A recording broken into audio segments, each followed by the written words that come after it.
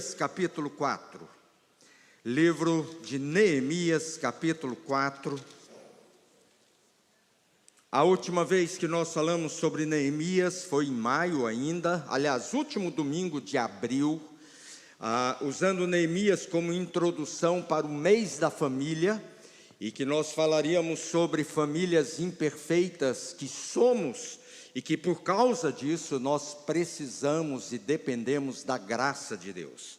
Neemias serviu como uma introdução para nós. Temos falado sobre Neemias, utilizando esse tema do nosso ano, que nós buscamos e nós podemos alcançar a alegria com A maiúsculo no Senhor Jesus, e no Senhor Jesus nós de fato podemos nos alegrar, mesmo diante de dificuldades, diante de tribulações. E Neemias, queridos, nos lembra que quando nós nos dispomos a servir ao Senhor, nós enfrentaremos oposição e dificuldades. Não imagine que você fará alguma coisa boa e que todos vão bater palmas para você. Nós estamos vivendo um tempo muito complicado no Brasil. Nós tivemos o Deltan Dallagnol, irmão nosso, crente, homem de Deus, membro da Igreja Batista em Curitiba. Deltan Dallagnol, junto com Sérgio Moro e tantos outros, não apenas os dois, mas tantos outros, lutaram pela justiça, contra a corrupção no Brasil, pagaram um preço muito alto, e hoje estão pagando ainda mais alto, porque o sistema voltou-se contra eles. E se o Deltan já foi cassado, provavelmente o Sérgio Moro logo também o será. Fazer a coisa certa, fazer o bem, nem sempre é reconhecido como alguma coisa boa. Então, queridos, nós precisamos estar conscientes de que quando nós nos dispomos a servir ao Senhor e fazer o melhor, nós enfrentaremos oposição. Porque não há triunfo sem problemas, não há vitória sem vigilância, não há caminho para a coroa se nós não passarmos pela cruz, e as nossas habilidades serão testadas ao limite, para podermos apresentá-las de forma agradável ao Senhor. E Neemias capítulo 4 nos dá um exemplo disso. Neemias, nós já vimos toda a parte de introdução, um homem que vivia confortavelmente no palácio do grande imperador Xerxes, e ele estava vivendo lá confortavelmente, certamente fazendo parte da elite da sociedade daquele tempo, sem problemas econômicos, comendo do melhor, comendo abundantemente, andando no melhor carro de boi, ou no melhor carro puxado a cavalo, não sei, mas Neemias tinha tudo. Mas num determinado dia o seu irmão chegou para visitá-lo e ele fez uma pergunta: como está Jerusalém e como estão os nossos irmãos que moram em Jerusalém? E Anani, ele vira para Neemias e diz: as coisas lá estão terríveis, terríveis. A cidade está destruída, o templo foi queimado, e as pessoas estão vivendo numa profunda miséria, uma profunda miséria. Diz que Neemias sentou, chorou, lamentou, orou, jejuou por muito tempo, buscou a presença do Senhor, e num determinado dia ele vai até a presença do rei, e o rei lhe pergunta: Neemias, o que aconteceu? Por que você está triste? Você não parece doente, mas você está triste. E ele ora, faz uma oração rápida ao Senhor, e ele diz: sei, como eu estaria alegre se os meus irmãos, se a minha família, se o meu povo está em desgraça. Não tem como. E Neemias coloca-se à disposição de Deus para ser o restaurador daquela cidade, para restaurar em primeiro lugar os muros da cidade, Porque se os muros não fossem levantados novamente, se levantarem as casas, sem se levantar os muros, os inimigos ao redor certamente invadiriam novamente Jerusalém e mais uma vez destruiriam todas aquelas construções.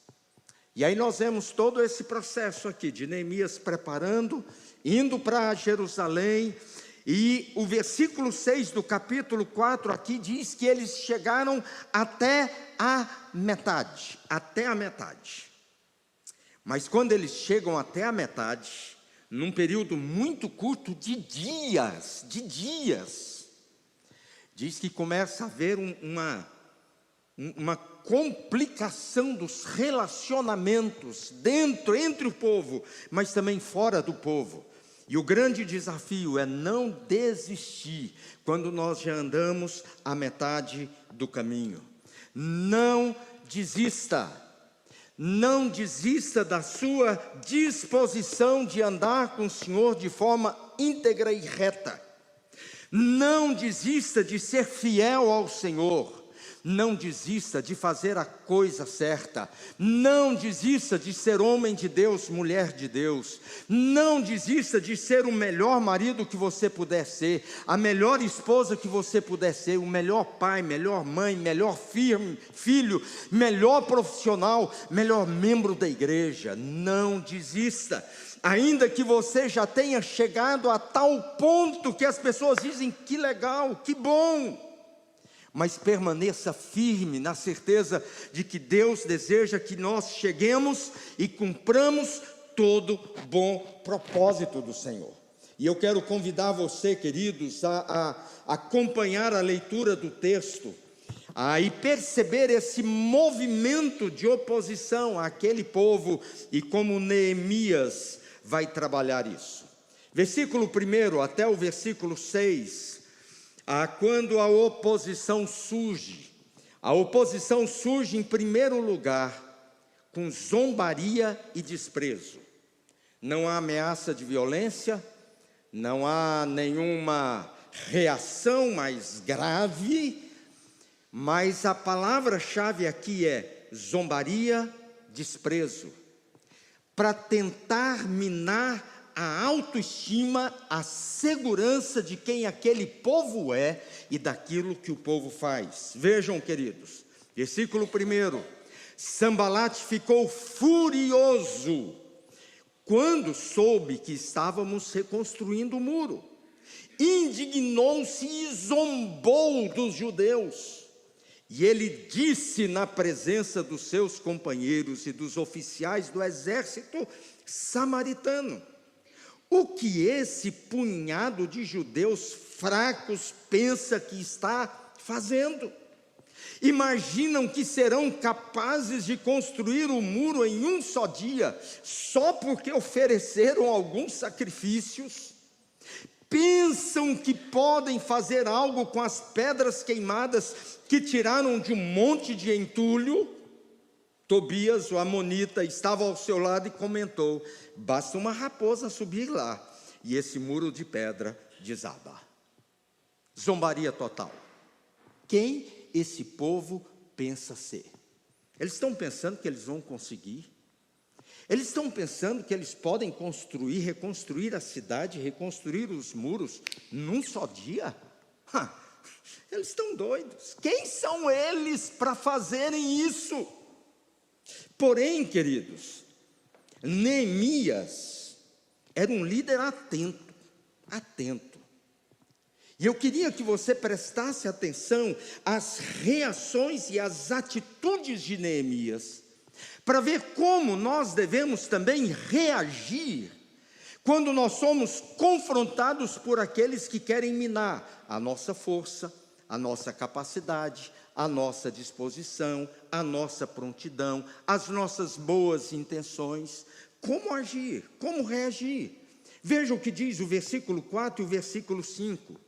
Então, há sempre aqui alguns entões, alguns portantos, algumas expressões aqui que diz que por causa disso a reação de Neemias não dá para não fazer nada. Então, muito simples, orei. Então, orei. Gente, às vezes nós ficamos revoltados, às vezes nós ficamos chateados, às vezes ficamos nervosos, às vezes nós temos tantas reações e reagimos de várias formas, de várias maneiras, mas nós não fazemos como Neemias fez. Então, orei. Simples, simples. Orei.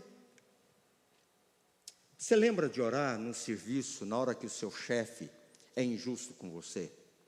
Ou você só fica amargurado, remoendo aquela palavra injusta que o seu chefe falou sobre você e que não foi você o responsável por aquilo, você sabe quem foi, mas você não quer ser dedo duro e você fica e você recebe aquilo como se tivesse sido você. Ou então, agora eu vou falar quando a gente lê alguma notícia do momento no Brasil, e aí eu vou falar de mim, e aí naquela ira, a gente pega aquela mensagem, aquela notícia e retransmite e manda para alguém, e manda e coloca no Facebook, e coloca no Instagram, e coloca no Twitter, e manda para fulano, manda para Beltrano. Ufa, mandei. Mas às vezes a gente não ora. Então orei. E olha a oração de Neemias. Ouve-nos, nosso Deus, pois estamos sendo ridicularizados. Neemias recebeu aquelas palavras e diz: eles estão nos ridicularizando. Que essa zombaria caia sobre a cabeça deles e que eles próprios se tornem prisioneiros numa terra estrangeira. Não ignore sua culpa, não apague seus pecados, pois provocaram tua ira aqui diante dos construtores. A oração de Neemias não é uma oração boazinha, não. A oração de Neemias não é: oh Deus, tenha compaixão desse povo, tenha misericórdia, oh Deus, esse povo não entende, esse povo não sabe, esse povo isso.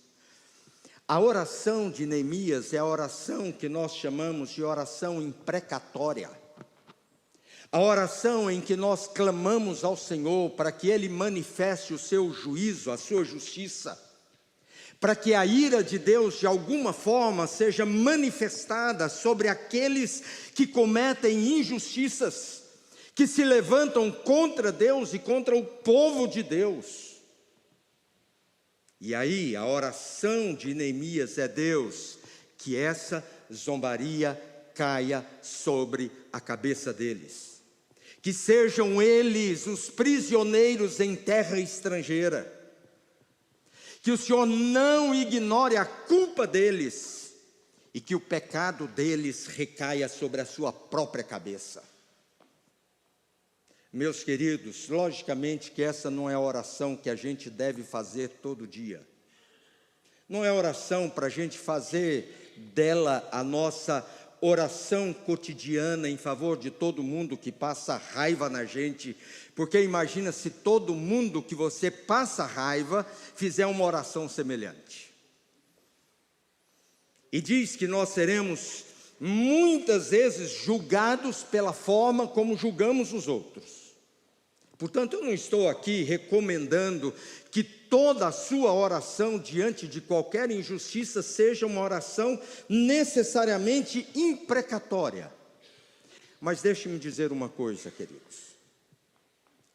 A oração, aliás, as coisas que acontecem, que são claramente contrárias à igreja do Senhor Jesus, a palavra de Deus, a honra do Evangelho, a glória do nosso Deus, o torcer a justiça em injustiça, são alguns motivos pelos quais nós precisamos clamar a Deus para que haja manifestação de imprecação sobre aqueles que assim caminham. Nós precisamos lembrar, queridos, que Deus é amor, é amor, é amor, é amor, é o Deus de toda graça. Mas, por outro lado, nós precisamos nos dispor dessa boa vontade de Deus, que também é justo, para que Deus manifeste a sua justiça no nosso meio e manifeste a sua justiça no nosso país. Versículo 6. Por fim, o muro foi reconstruído até a metade de sua altura, ao redor de toda a cidade, pois o povo trabalhou com entusiasmo. Queridos, esse versículo 6, para mim, ele é sensacional. Eu já tive o privilégio de estar em Jerusalém, já caminhei sobre os muros de Jerusalém. Os muros foram reconstruídos todos, até a sua altura final, em 52 dias. Uma coisa extraordinária. Os muros aqui foram levantados até a sua metade. As brechas já haviam sido tapadas. Os portões queimados já foram reconstruídos e colocados no lugar. A metade do muro estava pronta. Em alguns lugares já era uma altura considerável, mas em outros ainda não era suficiente para gerar segurança e proteção para a cidade. Mas aí Neemias diz algumas coisas, queridos, que ele lembra, e para mim essa sequência é interessantíssima.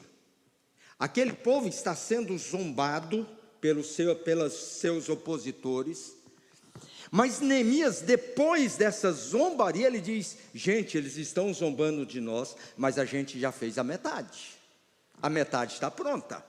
Estão vendo? Eles estão falando que nós somos fracos, eles estão falando que nós não podemos nada, eles estão falando que até uma raposa é capaz de passar ali e derrubar tudo que a gente fez. Não é não, é mentira, é mentira. Olha o que nós fizemos. Olha o que nós fizemos. Metade do muro já foi levantado, metade do desafio. Metade. Fazer a metade, ir até o meio do caminho, não é chegar no final do caminho. Chegar até o meio do percurso não é completar a viagem. Realizar sonhos pela metade são metade dos sonhos. E às vezes a metade, queridos, pouco significa. Dependendo da situação, dependendo do contexto, você fazer a metade ou nada, às vezes vai ser igual. E o grande desafio, e nós estamos vivendo um tempo, queridos, que a perseverança, a constância, essa convicção de que eu comecei, eu preciso terminar, é um grande desafio. É um grande desafio. Eu tomo Ritalina. Quem é pai e mãe aí de criança que está na escola, conhece muito bem a tal da Ritalina e para que serve. Ritalina é um remedinho que tem hora que eu acho que nem funciona muito bem para mim. Porque parece que o negócio não vai. Se você falar para mim: pastor, tem 500 coisas para fazer, o senhor pode fazer? Pode trazer tudo. Sabendo que eu não vou ser capaz de fazer a metade daquilo. Por causa dessa tendência de começar e não terminar. Há muito tempo atrás, a Coca-Cola lançou uma propaganda que eu nunca me esqueci. Que era o copo colocado pela metade, e aí na propaganda se pergunta: está meio cheio ou meio vazio? Depende. Depende do que nós faremos a partir daquele momento. Porque se nós prosseguirmos, o copo está meio cheio. Mas se nós desistirmos, se nós não insistirmos, aquele copo está meio vazio, e certamente ele se esvaziará por completo. Neemias diz: nós fizemos a metade. Por que nós fizemos? E aí, queridos, a palavra aqui vai dizer: porque o povo trabalhou com entusiasmo, ânimo, coragem, disposição. O povo não tinha preguiça. O povo não dizia: mas está difícil. Mas será? Não. Tinha um muro imenso para ser reconstruído. Pedras gigantescas, pedras pesadíssimas. Destruição total ali naquela cidade. Está difícil, né? Está difícil. Mas nós vamos reconstruir. Queridos, o que você está precisando de entusiasmo para terminar? O que você está olhando na sua vida e na sua história que você, não sei, se vou, se não vou, se faço, se não faço, se vai valer a pena, se não vai valer a pena. Onde que está precisando de entusiasmo, ânimo, coragem, força? No trabalho do Senhor, queridos, muitas vezes falta-nos entusiasmo e disposição. E eu fico olhando para as pessoas que servem a igreja, e a diferença entre aqueles que servem de forma entusiasmada e aqueles que servem, mas falta boa vontade, ânimo, coragem. Que diferença! Olhando, queridos, o pessoal que trabalhou essa semana na EBF, você olhava os professores, aqueles ali ajudando com as crianças, brincando, os adolescentes, como se fosse um deles. Que coisa linda e maravilhosa, ver o povo de Deus disposto a trabalhar. O povo levantou até a metade, porque tinha entusiasmo, coragem. A gente precisa servir ao Senhor com entusiasmo. A gente precisa fazer o trabalho de Deus com entusiasmo, encorajados, animados, fortes, sabendo que o Senhor honrará o nosso esforço e a nossa disposição. Não despreze, Zacarias capítulo 4, não despreze os humildes começos. Não despreze o meio copo vazio, ele ainda pode ser cheio. Não despreze aquelas coisas tão simples, como se isso, queridos, fosse um ponto de desencorajamento, de desacreditar naquilo que Deus pode fazer e que Deus fará por nosso intermédio. A minha oração, queridos, é que Deus me conceda entusiasmo para fazer aquilo que Ele deseja, aquilo que Ele quer. Eu sofri com a depressão por tantos anos, e Deus, de 2 anos para cá, tem restaurado essa alegria, esse entusiasmo de fazer as coisas. E queridos, é difícil não fazer,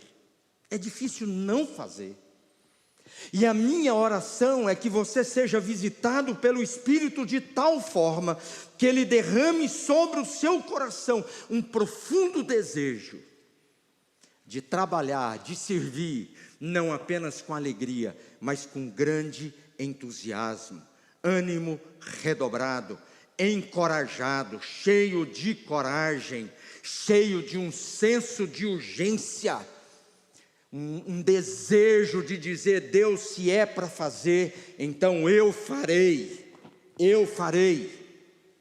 Não vou jogar no braço de alguém, não vou colocar como se alguém, o outro, eu farei.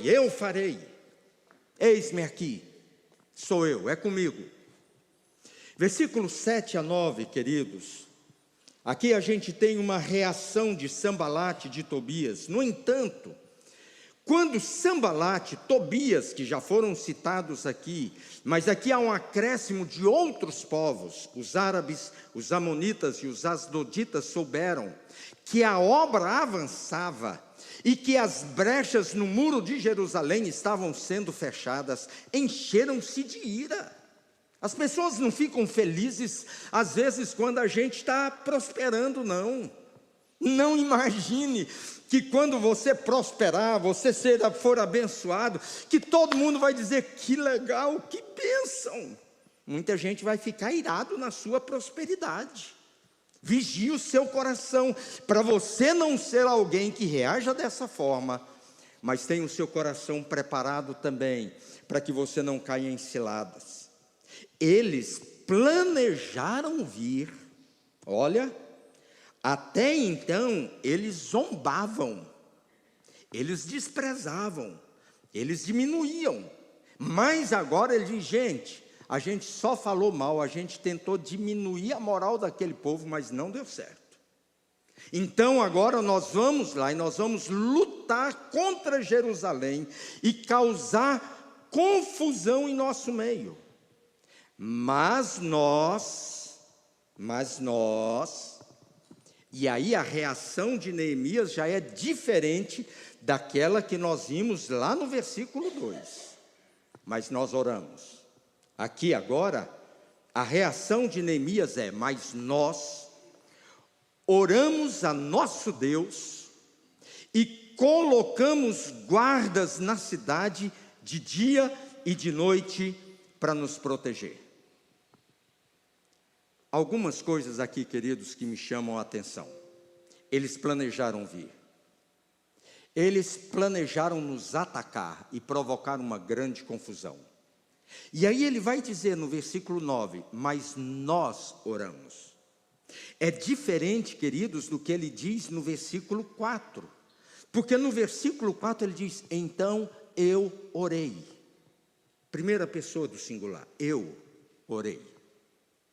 Agora, ele diz, opa, agora já é diferente. Isso agora não tem a ver apenas com tititi, não tem a ver apenas com conversa fiada, o negócio está ficando sério. Agora ele já chama as pessoas e ele diz, mas nós oramos ao nosso Deus, e mais do que isso, e colocamos guardas na cidade, de dia e de noite para nos proteger. Não basta a oração, assim como não basta colocar guarda.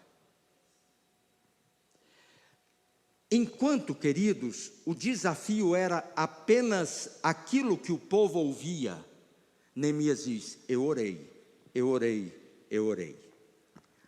Há alguns ataques que nós resolvemos apenas com oração.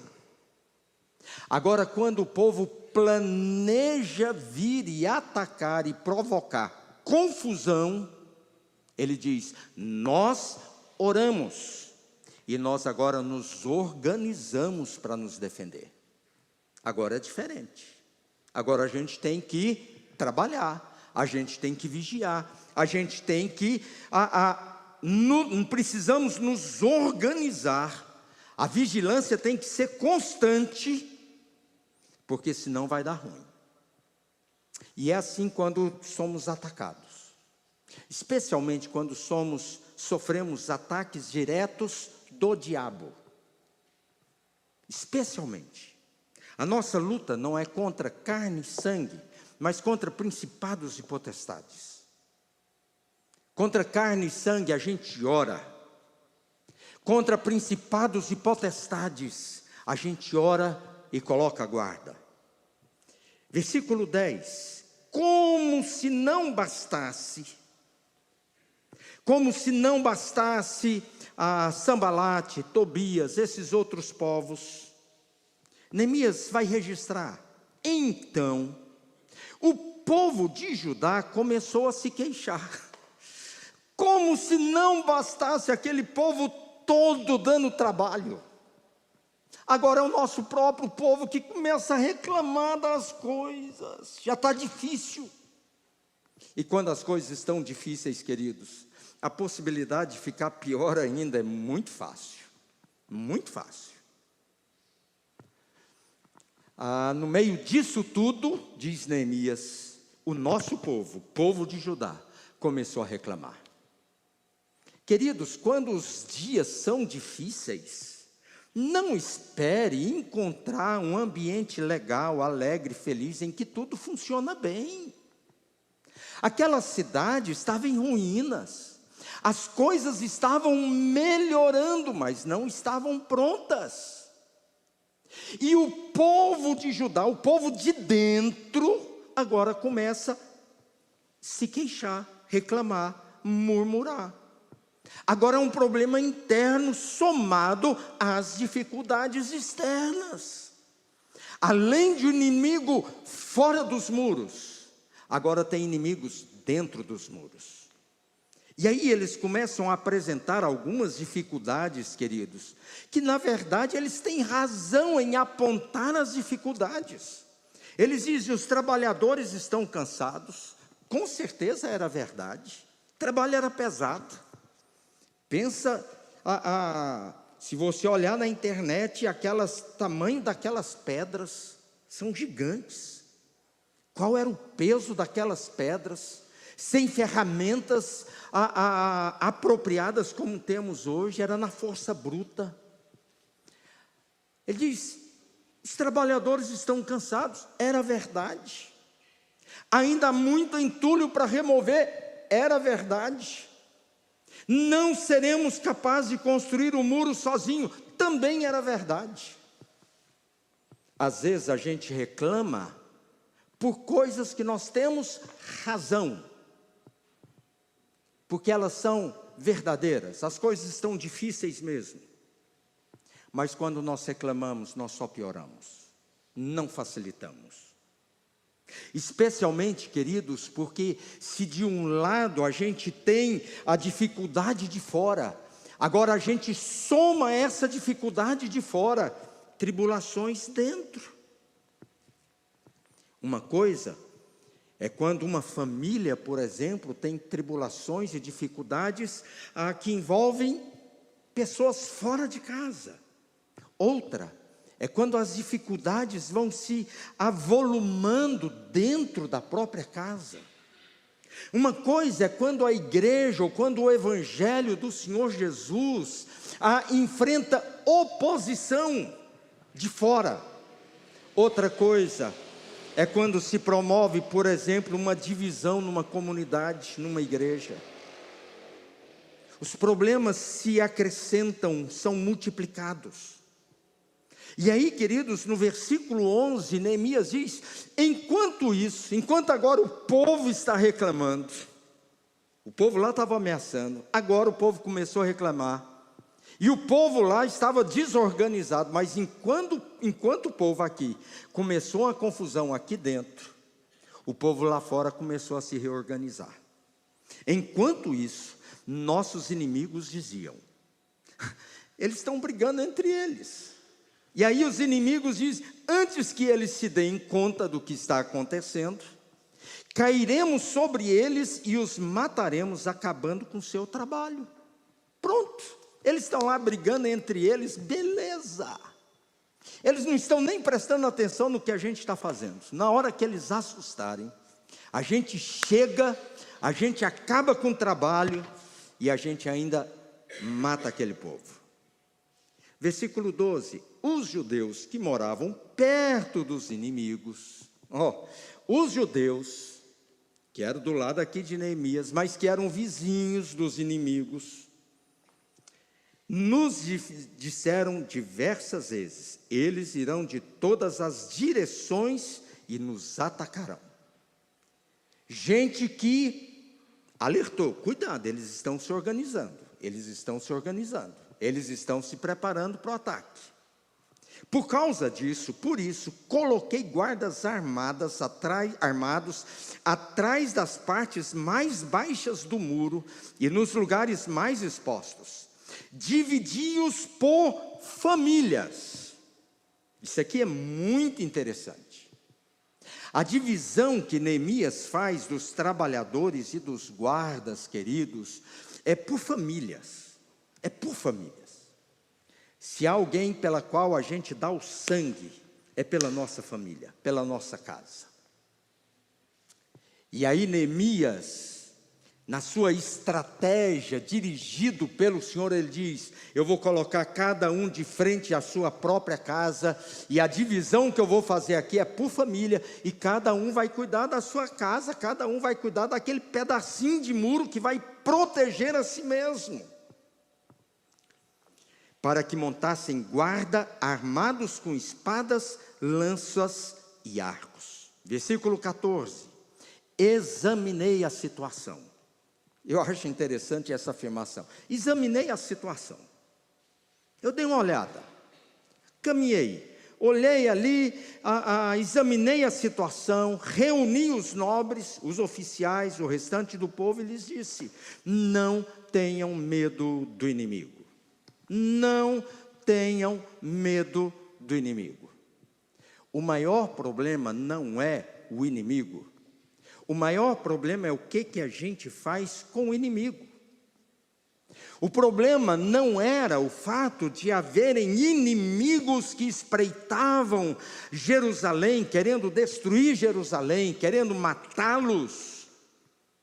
O primeiro perigo, o primeiro problema era no coração daquele povo. Ele diz: não tenham medo. Porque o medo, queridos, tem a ver com a falta de fé. O medo tem a ver com a falta de confiança. O medo tem a ver com o fato de onde nós colocamos a nossa segurança. Não tenham medo dos inimigos. Eles estão lá? Estão. Eles são uma ameaça? Claro. Neemias, em nenhum momento, ele ameniza a situação. Mas ele produz encorajamento e capacitação para o povo para resistir. Não tenham medo dos inimigos, do inimigo. Ponto. Neemias dá a segunda ordem: lembrem-se do Senhor, que é grande e temível, e lutem por seus irmãos, por seus filhos, suas filhas, suas esposas e seus lares. Lembrem-se do Senhor. Lembrem-se do Senhor. Não se esqueçam a quem vocês estão servindo. Não esqueçam. Lembrem sempre do Senhor, porque é o Senhor quem vai fortalecê-los. E daí, lutem. Lutem.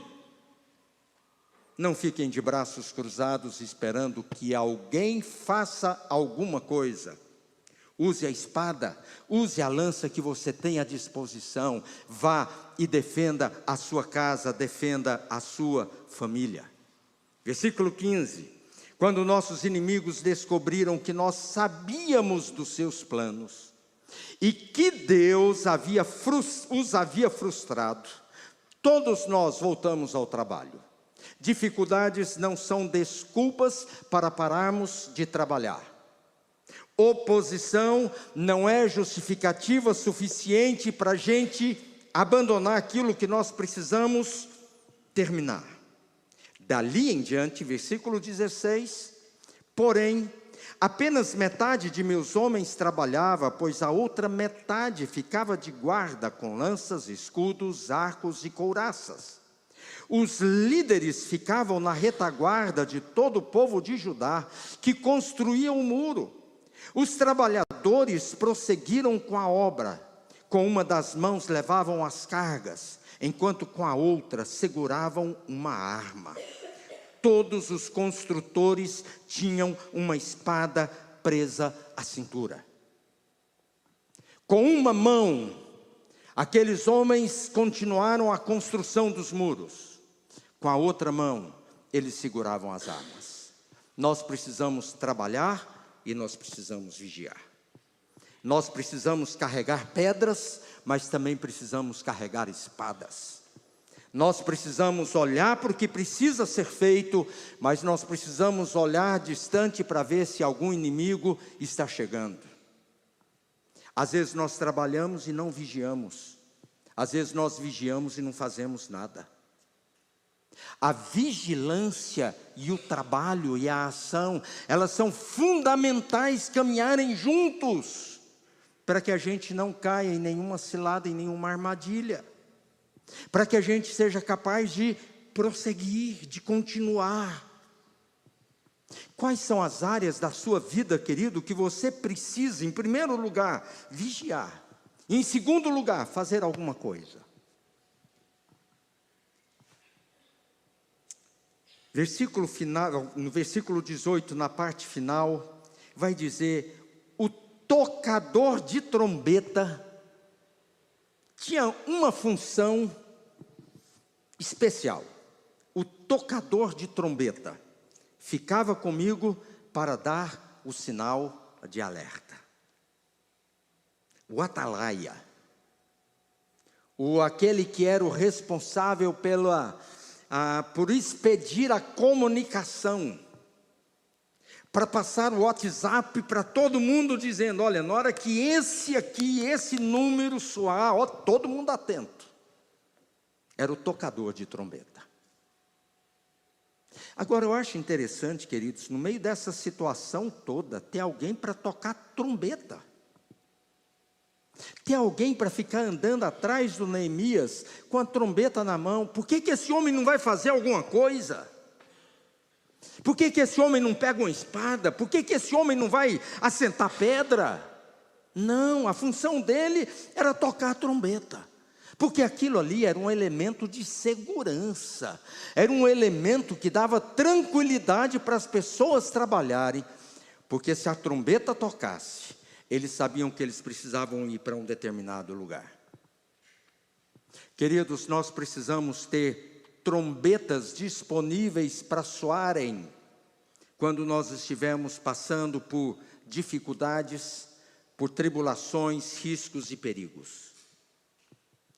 Muitas dessas trombetas são tocadas aqui na igreja, nas ministrações, nas aulas de escola dominical, nas pregações, nos estudos aí dos ministérios, adolescentes, jovens, 30 mais, onde há o alerta sobre o esfriamento da fé, por exemplo, coisas que precisam ser mudadas, coisas que precisam ser tratadas, coisas que precisam ser consertadas. Mas alguns dizem: não, eu não gostei dessa trombeta, eu não gostei desse aviso. E nós precisamos aprender a discernir o toque da trombeta, para percebermos quando Deus está nos lembrando de um perigo que se aproxima. Então, versículo 19, expliquei aos nobres, oficiais, ao restante do povo: a obra é extensa, e estamos muito separados uns dos outros ao longo do muro. Quando ouvirem o toque da trombeta, corram para onde ele soar. E aí ele coloca um ponto, e ele diz: nosso Deus lutará por nós. Muito mais do que lembrar do perigo, avisar do perigo, a trombeta servia para lembrar que eles tinham um Deus que era o defensor deles. Essa trombeta não era só para dizer: os inimigos estão chegando. Era para dizer também: Deus continuará nos cercando com o seu cuidado. Deus continuará do nosso lado. Deus continuará nos protegendo. Deus continuará agindo em nosso favor. E queridos, quando eu estava estudando esse texto, eu pensei nisso aqui, sobre algumas trombetas que nós podemos usar. E aí eu me lembrei da ceia do Senhor, por exemplo. A ceia do Senhor não seria uma grande e bela trombeta tocada todos os primeiros dos domingos, nos lembrando do sacrifício de Jesus Cristo por nós?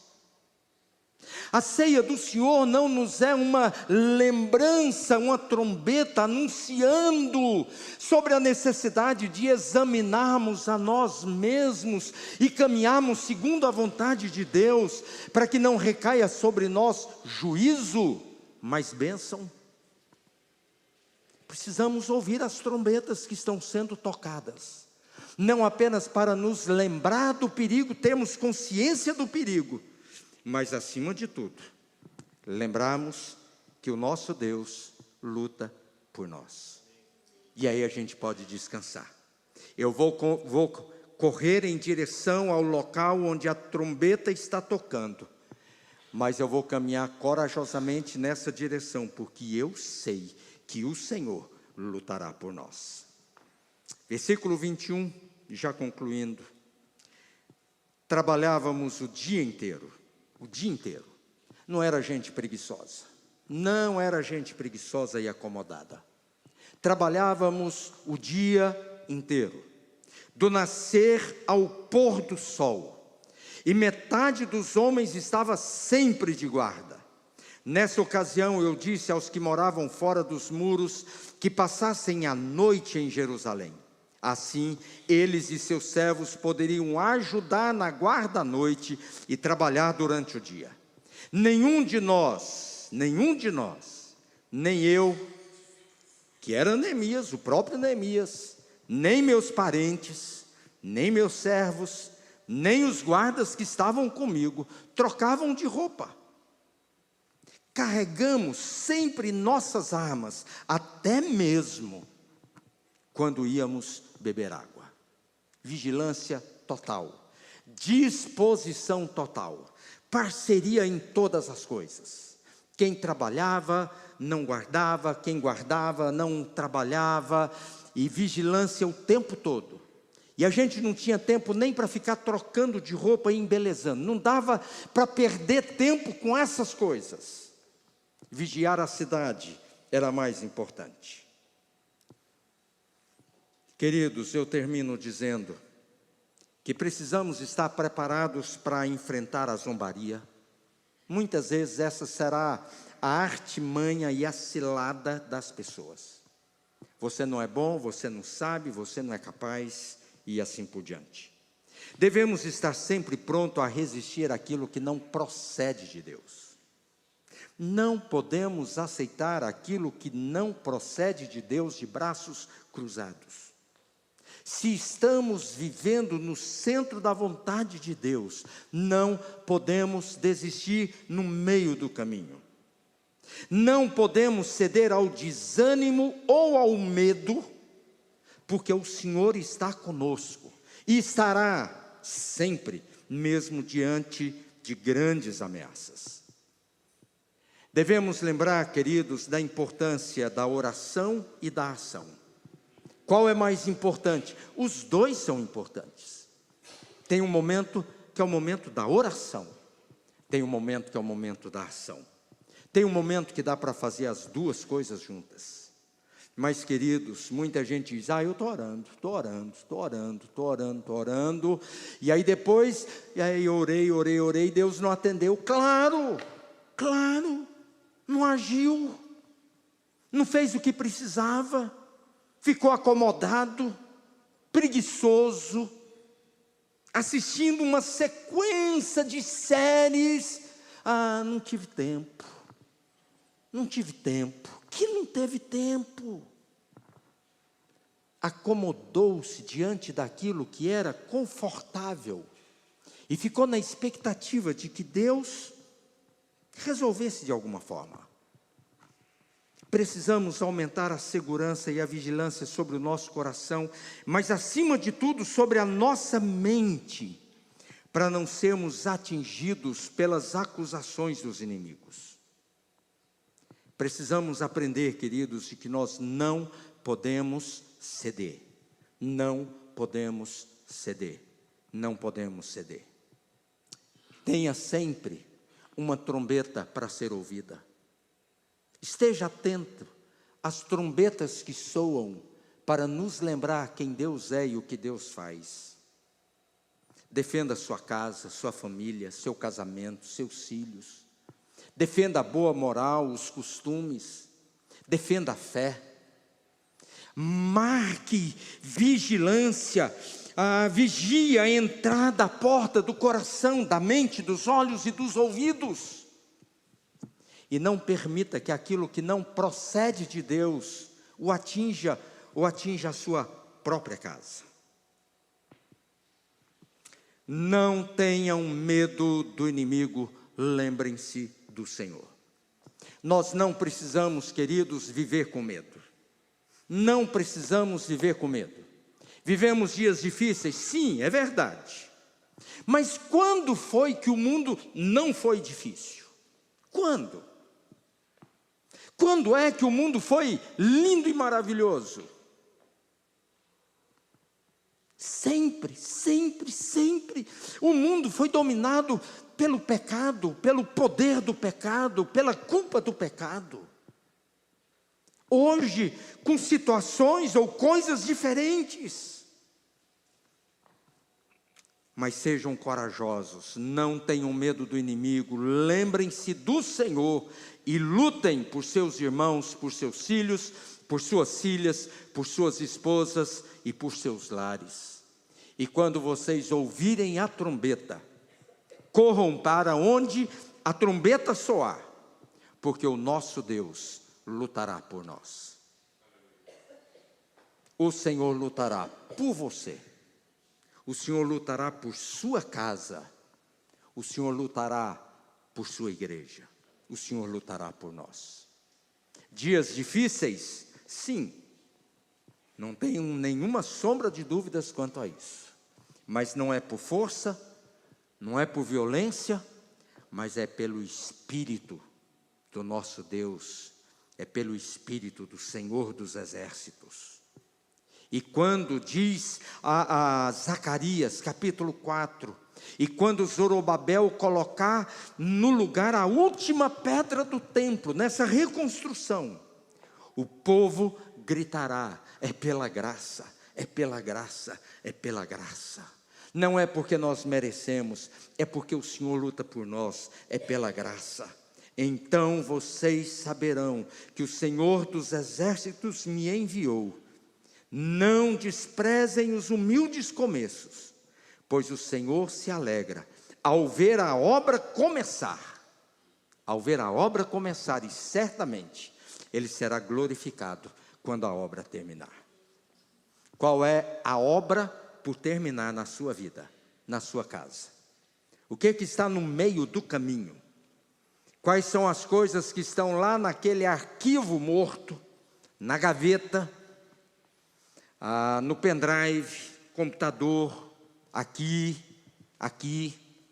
escrito ou não? O que você precisa tirar desse lugar e dizer, poxa, eu cheguei tão perto, eu cheguei até na metade, e parei, desisti. Está na hora de começar.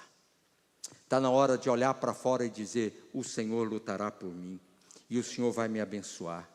E depois nós vamos ver aqui, queridos, que terminaram o muro, terminaram o mundo. Não quero dar um spoiler, mas o spoiler está aí, né? Todo mundo conhece a história. Eles terminaram. E dentro de alguns dias, eu quero colocar um desafio aqui para vocês, que vocês vão dizer, esse pastor é doido. E podem acreditar que é mesmo. Mas sejamos corajosos, porque o Senhor lutará por nós, o Senhor lutará por você. Amém? Vamos ficar em pé?